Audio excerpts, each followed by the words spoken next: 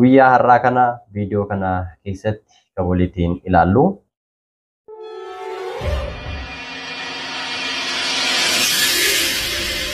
Viidiyoon kun baay'ee kan isin barsiisudha. Egaa viidiyoo kana namni ilaale hundumtuu of eeggannoo guddaa gochuu ni danda'a jedhee yaada. Afizaa Dangis wanni jedhamu kun hafuura hamaadhaan kan deeggaramedha. Kan dibatamu jira, kan limmoodhaan nama waraannamu jira, akka shittootti immoo kan qophaa'u jira.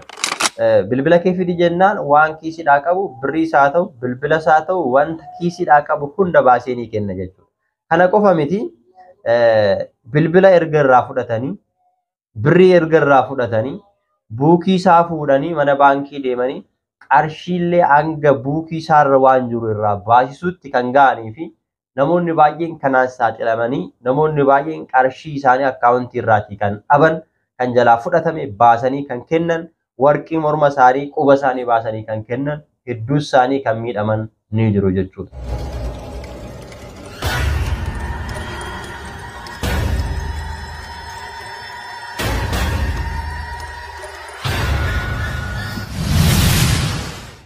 Maqaa Abbaa kan Ilmaa kan Hafuura Qulqulluu Waaqa tokko amiin. Kabajamtootaa fi jaalatamtoota maatiiwwan Waaqayyoo ijoolleen tawaahidoo akkasumas hordoftoonni amantaa biroo chaanaalii Dhangaa Lubbuu yeroo hundaa kan hordoftan bakkaa fi lafa jirtanitti nageenya Waaqayyoo isiniif haa baay'atu. Akkam jirtu galanni ulfinni Waaqayyoodhaaf haa ta'u. Ani nagaa kooti. Guyyaa har'aa kana viidiyoo kana keessatti kan waliin ilaallu.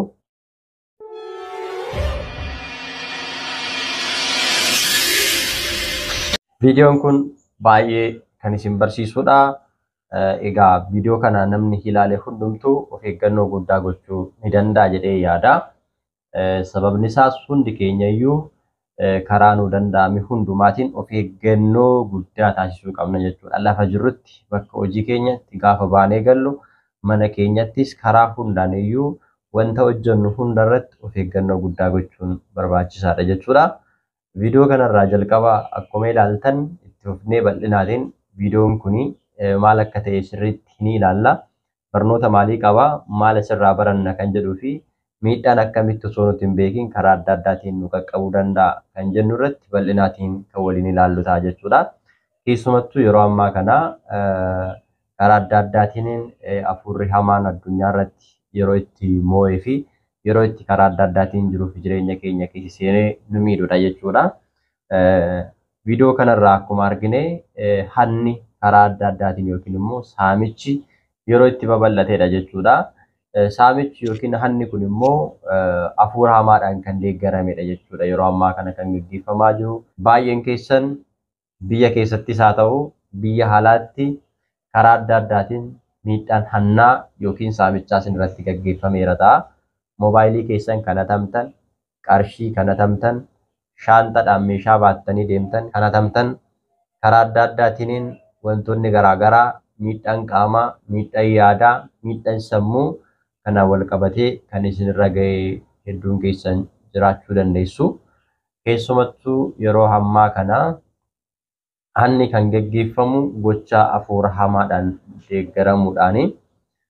Hafuura Afizaa Dangis yookiin immoo maajik jetti jarri isa kana fayyadamuudhaan yeroo ammaa kana addunyaa guutuu irratti hanni gaggeeffamaati kan inni jiru. Afizaa Dangis jechuun maal jechuudha yoo jenne kan of nama wallaalchisudha jechuudha. Of wallaaluu jechuun miira ofii to'achuu akka hin dandeenye kan nama taasisudha jechuudha. Haalli kun immoo karaa adda addaatiin ni gaggeeffama. Kana gaafa jennu miidhaa yeroo fi miidhaa yeroo dheeraa kan gaggeessu jira.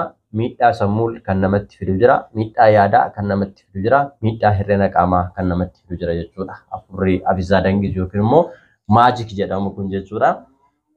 Kana gaafa jennu fakkeenyaaf biyya keessatti hattoonni karaa adda addaatiin waan kana fayyadamu jechuudha. Tokkoffaa irratti Afizaa Dangis wanni jedhamu kun hafuura hamaadhaan kan deeggaramedha. Kan dibatamu jira, kan limmoodhaan nama waraannamu jira. Akka shittootti immoo kan qophaa'u jira.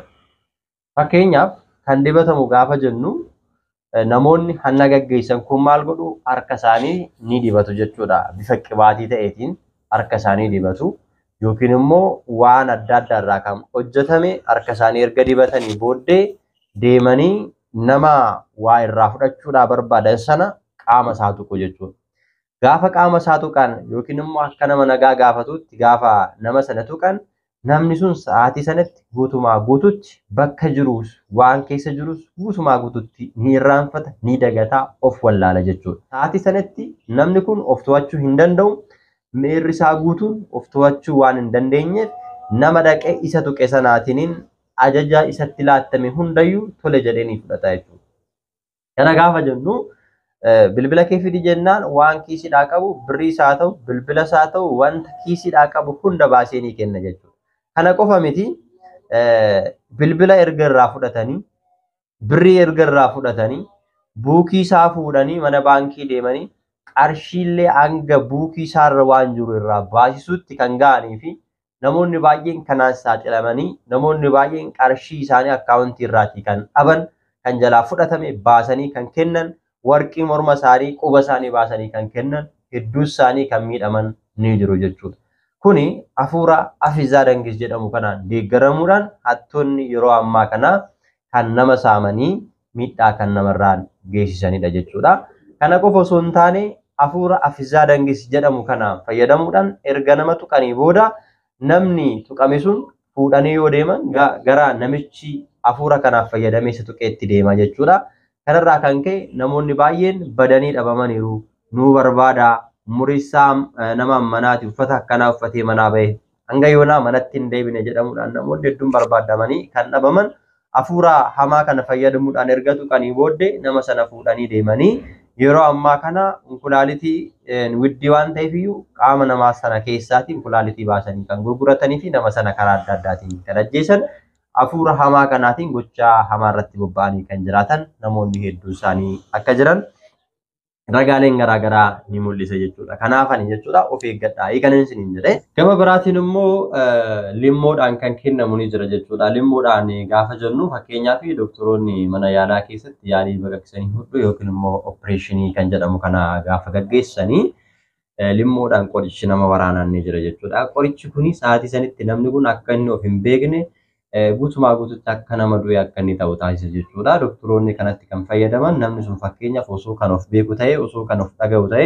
qaama isaa gaafa baqaqsanii hodhanii deebisanii akka namni suni dhibee ittiin miidhame kanarraa fayyuu fi gaafa taasisanii namni sun ni dhagaa taanaan hin dhukkuba jechuudha. Waan dhukkubuufu isaan rakkisuu danda'a. Yaaliin baqaqsanii hodhuu kunis akka isaaf hin raawwatamne of daangeessuu danda'a jechuudha. Isaan kana kan isaan fayyadaman nama sana fayyisuudhaaf kan isaan fayyadaman jechuudha. Bifa kanaan limmoo sanaan qorichi ni waraannama. Qoricha kan erga waraananii booddee hanga baqaqsanii hodhaniifitti namni kun of wallaala isaan booda deebi'ee ni fayya jechuudha. Kuni yeroodhaaf akka namichi of wallaalu kan isa taasisudha jechuudha. Qorichi kun egaa karaa dhaabbata fayyaatiin kan mana yaalaadhaaf kennamudha. Bifa kana kan fakkaatu immoo karaa adda addaatiin namoonni qoricha kana fakkaatutti ni fayyadamu jechuudha. Qoricha kana fakkaatutti fayyadamanii nama limmoodhaan qoricha hamaa kan of wallaalchisu afizaa dangis kan jedhamu kana miidhaa guddaa kan geessisuu fi nama kan of wallaalchisu sa'aatii dheeraa akka inni of wallaalu kan godhu immoo qoricha kanatti fayyadamuudhaan nama waraananii miidhaa adda addaarraan ni qaqqabsiisu qabeenya isaanii saamu jechuudha. Inni sadaffaan immoo bifa shittootiin kan jirudha jechuudha. Bifa shittootiin gaafa jennu namni akkuma shittoo dibatu sanatti qodaa shittootiin kan qophaa'edha. Qoricha sana namni tokko fuudhee nama tokko irratti biifera taanaan summii guddaa kan of keessaa qabuu fi kutaaleen qaama keenya, narviin keenya, seelonni qaama keenya, seelonni dhiiga keenya akka isaan hin hojjenne kan dhaabu yookiin immoo sa'aatii sanitti guutumaa guututti akka nama du'ee kan nama taasisu dhaabbattee jirta taanaan akka dhaabbachuu hin dandeenye kan si taasisu sa'aatii sanitti bakka jirtu akka wallaaltu akka of wallaaltu kan godhudha jechuudha. Kana fayyadamuudhaaniin kutaalee addunyaa iddoo adda addaatti haalli gaggeeffamaa jira.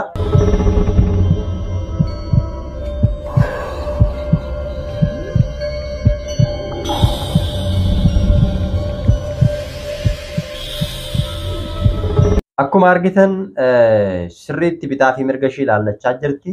Namni jiramoo hin jiru kan jedhu sirriitti ishee gootetti mana erga deemtee booddee balbala rukutteetti. Amma kanaan booda egaa warri mana keessa jiran sun balbala sana bananii gaditti ni bahu. Isaan booda hoo maaltu raawwatama kan jedhu walumaa ilaallu.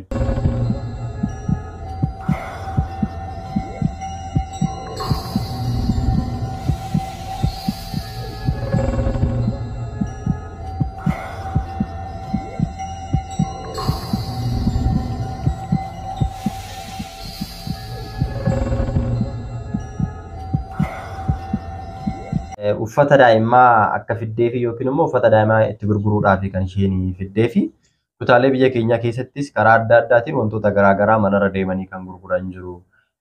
Keessumattuu marwalaa mana itti walawalan fa'aa xaragaa fa'aa kanneen xaragaa adda addaa fa'aa waan garaagaraati jechuudha. Manarra deemanii mana rukutanii gibbii rukutanii fa'aa kan gurguran hedduu isaaniif jiru. Namoonni akkanaa gara mana keenyatti gaafa dhufan tokkoffaa irratti of eeggannoo guddaa taasisuun barbaachisaadha. Yaada kanaa wal qabate wantoota of eeggannoo nuti gochuu qabnu dhumarratti kan waliin ilaallu ta'a.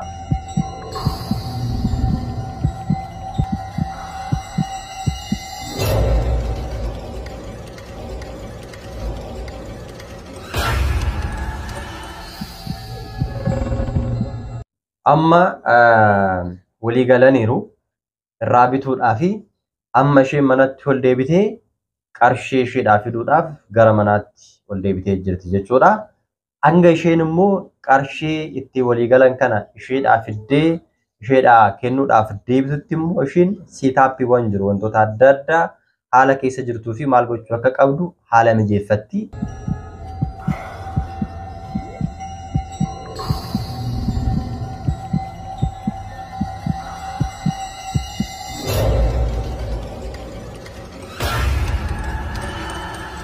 Tokkoffaa irratti namni naannoo sana akka hin jirre erga cheek gootee booda barrii ol bantee mana keessas namni biraa jiramoo hin jiru kan jedhu cheek godhattee erga addaan baafattee booddee amma qoricha Afizaa Dangis jedhamu kana kan nama jaanjessu kan of nama wallaalchisu kana boorsaa ishee keessaa fuutee hudduu ishee duubatti qabattee eeggatti jechuudha. Gaafa isheen qarshii fidde qarshii sanarraa fudhattee qoricha sanitti biifuudhaan amma immoo waa biraa raawwachuudhaaf jechuudha.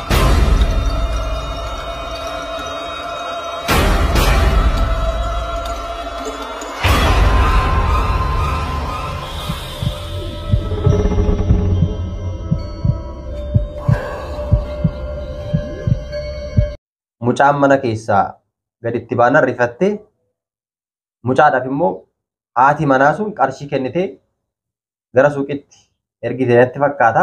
Eessatti akka ergite yaadni isaa ifanaa ta'uu baatus isaan booda qarshii san erga irraa fudhatte booddee dubartittii irratti qoricha kana biifti jechuudha.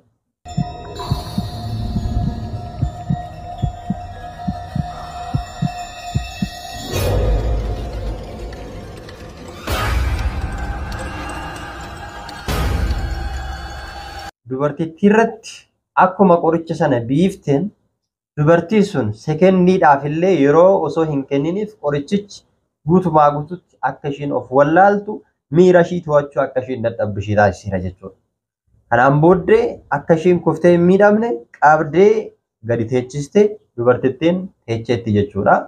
Kanaan booddee waa arguu, waa hubachuu, waa sirriitti addaan baastee gonkallee beekuu hin dandeessu jechuudha. Dubartiin kun amma miira ishii to'achuu hin dandeessu. Kanaan booda otoo qaama ishii sana murtee irraa kan fudhattu yoo ta'e waa tokkollee beekuu hin dandeessu jechuudha. Guutumaa guututti qorichi suni qaama ishii keessa seenee atattamaatiin sammuun ishee akka yaaduu hin dandeenye fi waa hubachuu, waa addaan baafachuu akka hin dandeenye godheera jechuudha. Dubartiin kun erga kana yaaddee qarshii irraa fudhattee qoricha itti biiftee maal gooti kan jedhume waliin haa ilaallu.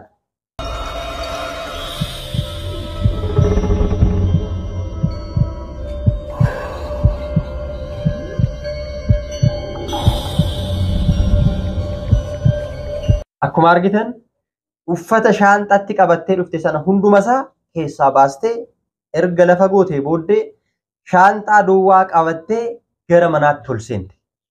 Maal fuutee baate? Maal gooti kan jedhu kan waliin ilaallu ta'a.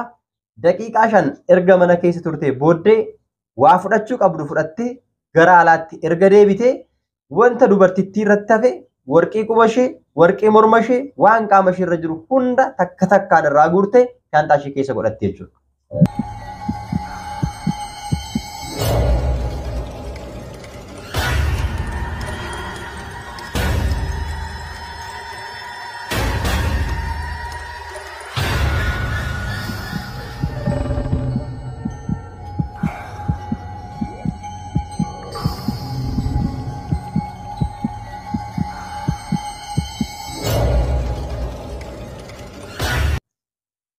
Egaa qubeellaa quba ishee, warqee morma ishee, wanta qaama ishee irra jiru hunda takkallee otoo irraatti hin hambisin irraa guurtee shaantaa ishee keessa godhattee jirti jechuudha. Wanti isheedhaaf tokkollee hin jiru. Mana keessaas egaa wanta fudhachuudhaa qabdu fudhattee meeshaa mana keessa jiru jechuudha fudhatteetti. Isaan booda amma erga gad deebite carqii jalqabaa alatti gadi gatte yookiin immoo shaantaa keessaa fuutee lafa goote sanaa maal gooti kan jedhu kan jedhudha.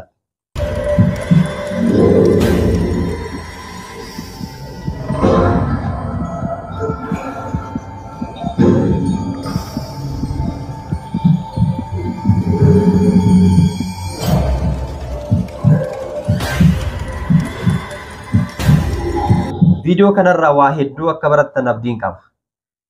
Kuni of eeggannoo nama hundaaf ta'uu qabu jedhee yaadaan.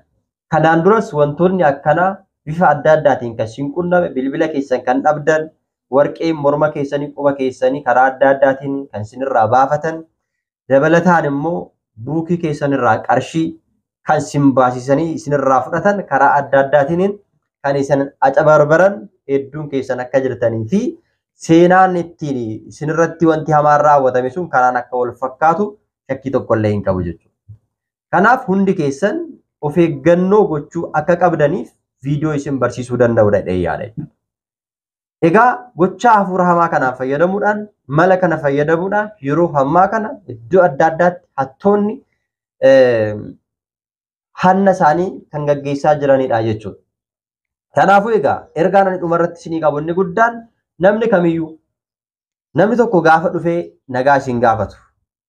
Namni kun maaliif nagaa na gaafata jedhaa yaada. Fakkeenyaaf ati dhaabbattee jirta yoo ta'e ilaalama. Ati amma dhaabbattee jirtaa deemaa hin jirtu. Osoo ati dhaabbattee jirtu goodumaa deemaa dhufee fokos irratti godhee yookiin immoo tukuratii irratti godhee isi ilaalee namoota jiran keessa adda si baasee dhufee nagaa si gaafachuudhaaf dhufa taanan namichi kun rakkoo mataa isaa akka inni qabu beekuu danda'u isinirra jiraata jechuudha. Osoo isin deemaa jirtanu namoonni baay'eenis osoo deemaa jiranu namoota keessaa fokos isinirratti godhee xiyyeeffannoo isinirratti godhee dhufee kan isinitti taasa'u yoo ta'e yookiin immoo isin dhaabee gara kanan deemaa jira taaskii iddoo akkanaa wallaalee iddoo akkanaatti koottu naan jedhee namni na waamee iddoon kun maal jedhama yookiin immoo manni abaluu iddoo kamidha jedhee karaa adda addaatiin fi gaafilee adda addaa qaxxaamuraa isin gaafata taanan yookiin immoo akka nama isin beekutti dhufee sin qabachuudhaan yookiin immoo sin haammatee yookiin tasa sitti bu'e isin jedha taanan faarratti immoo mana jireenyaa irratti barri rukutee dhufee osoo isin beeksisa mana kiraa hin maxxansin manni kiraan hin jira jedhanii namoonni nu erganii manni kiraan as keessa hin jira jedhee dhufee si gaafata taanan gaafilee adda addaa ati hin eegne dhufee si gaafata taanan naannoon kun manni abaluu eessadha jedhee karaa adda addaatiin fokus godhee xiyyeeffannoo godhee gaafa ati barrii bantu gara keessaatti yookiin gara gibbii keessaatti ollaaluudhaaf xiyyeeffannoo kan godhu taanan deebi'ee akka fiigee dhufeetiin akka barrii rukutee ati barrii jalaa banteen nagaa si gaafachuudhaaf harka akkasitti qabu taanan yookiin immoo waa of harkatti qabatee kan jiru wantoota adda addaa shaantaa adda addaa harkatti qabatee kan jiru taanani namni kun rakkoodhaaf akka dhufe addaan baasuun isinirra jiraata jechuudha.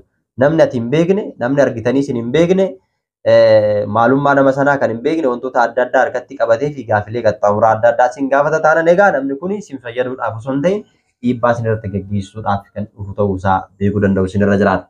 Lammaffaan immoo namoonni biyya alaatii gara biyya keessatti galtan buufata xiyyaaraatti fakkeenyaaf yeroo baay'ee booletti attoonni hojii isaanii taasifatanii kanarratti xiyyeeffatanii kan hojjetanii jiru jechuudha. Erga dhufanii booddee wantoota adda addaa si fuuldura qabanii wantoota adda addaa isiniin jedhu jechuudha. Fakkeenyaaf nama gadde fakkaachuudhaaf isinitti dhufu jechuudha. Fakkeenyaaf maal siin jedhaa garam deemtaa shaantaa sii baadhuu si gargaaruu siin jechuu danda'a jechuudha. Gaafa kana isa qofa osoo hin ta'in namoonni isa wajjin saamicha yookiin hanna raawwatan kanneen biroo hedduun akka jiran beekuu danda'u sirra jiraata jechuudha.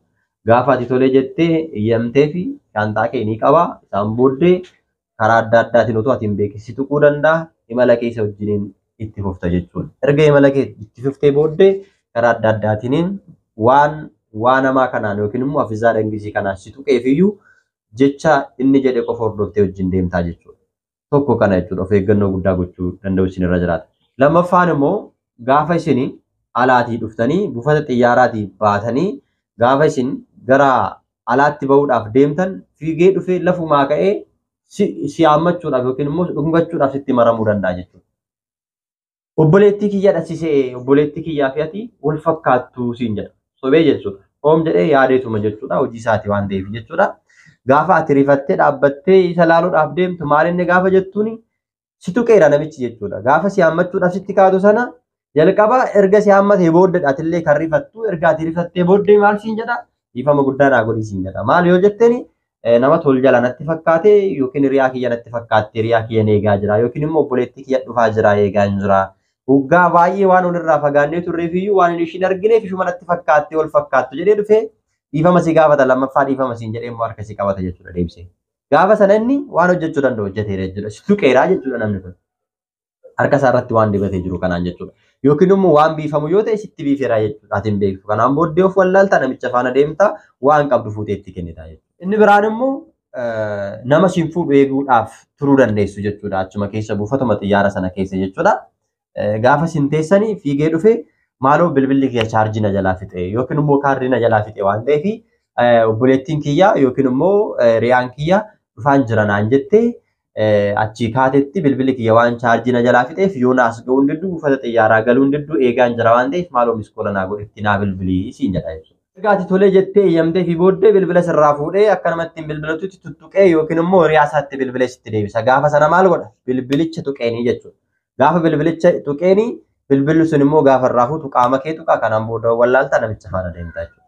Fi kanneen kana fakkaatan istiraatiijii adda addaa fayyadamuudhaan miidhaa adda addaa asirratti gaggeessuu danda'u jechuudha. Kanaaf ani waan isin jedhu keessumattuu namoonni biyya alaadhaati gara biyya keessatti gaafa dhuftanii buufata xiyyaaraa sana keessa osoo hin bahin osoo hin socho'in nama dhufee nagaa isin gaafatu nama isin tuqu nama isin hin beekne gonkumallee ofitti sissina. Daangessaa hin beekamu jechuudha waan ta'eef jechuudha. Kanaaf isaan ofirraa daangessuu dhoorkuu lakki jettanii waan isin gaafate diduudha jechuudha.